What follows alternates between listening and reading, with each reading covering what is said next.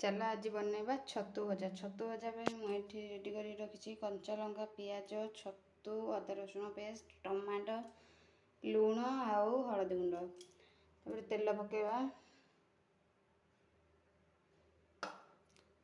ये तेल गरम हो गलानी, पकेवा जीरा सोरिष,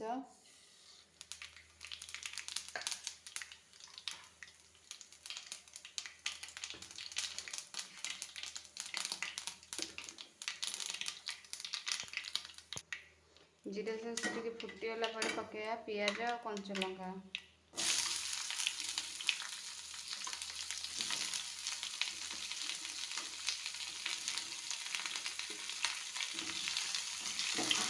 पियाज कंचा लंका टिके भाजिया। पियाज टिके गोल्डन ब्राउन हवा पर्यंत आम भाजिया। जमी अधा अधा पूरा पियाज भाजी जो कि सॉफ्ट है टाइप रहीगला पियाज अधा अधा भाजी गला।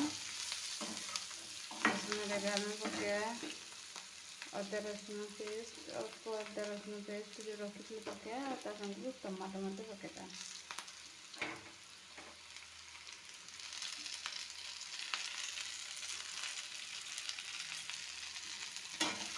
गोटे मिनिट भाजिया। भाजला आम सब दबा गुंड मसला, गुंड मसला हलदी गुंड दबा। एबे आम ए पकेवा टिके हलदी गुंड। आप देखिए पकेवा हलदी गुंड कलर अनुसार अल्प बेसी आ पकेवा लुण।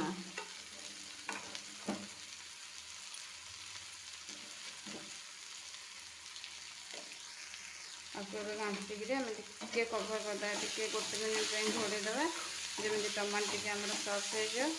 टमाटो टे सिझला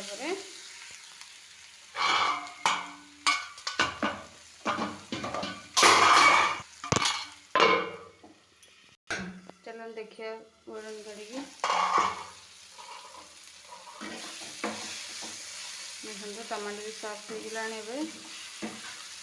पियाज मसला भी आमर ए पकेया छतु।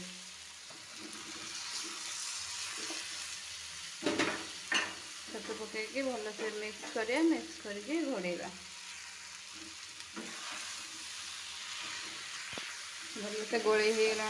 भल से गोले हो घोड़नी घोड़ेदा टे मीडियम फ्लेम रे घोड़े मझे मझे काढ़ी घाटू थे। चलते घोड़नी काढ़ी देखिए भजा है ना ना। देखते केते पानी बाहर छतु एमती मझे मझे घोड़े घोड़े आप घाटिक चेक करेंगे ना तल लगे।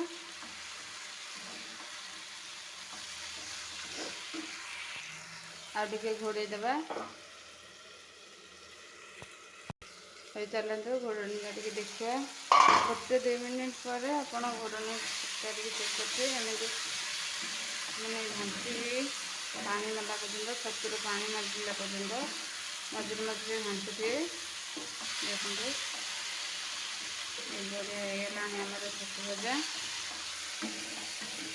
टे खोलार एमती छाड़देवे। खोलार आ गोटे मिनिट एमती भाजे छतु। एबे चलो खोल देखिए एमर रेडी हो गरमा गरम छतु भजा।